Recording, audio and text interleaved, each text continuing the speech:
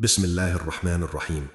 My dear brothers and sisters, picture a small seed buried beneath dry, cracked soil.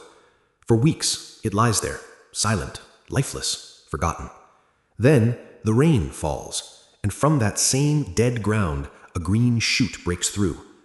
Allah placed this scene before our eyes again and again in this world so that we would never doubt what He can do with our bodies after death.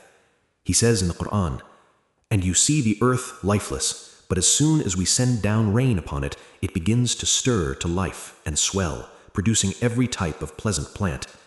The same verse continues, drawing the comparison directly to us. That is because Allah is the truth, and because He gives life to the dead, and because He is over all things competent. Brothers and sisters, if a seed can return to life, so can you. Now, picture something else. A man stands before a king, terrified, awaiting judgment for a crime.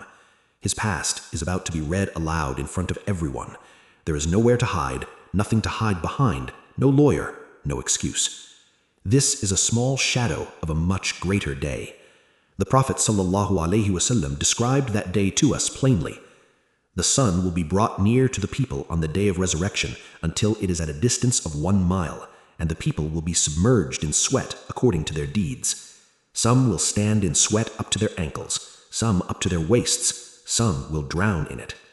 Why such a difference? Because on that day nothing is hidden and nothing is equal.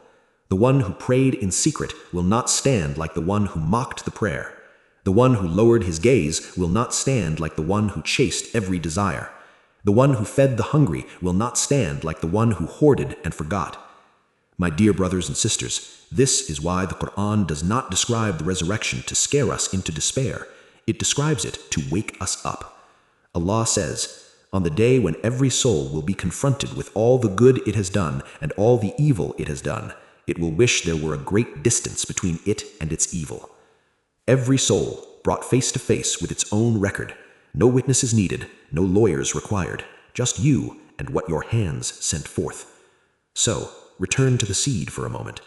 Buried, forgotten, seemingly finished, yet it was never truly gone. It was only waiting for the command. That is you. That is me. That is every soul that has ever walked this earth. We are not heading toward an ending. We are heading to a meeting.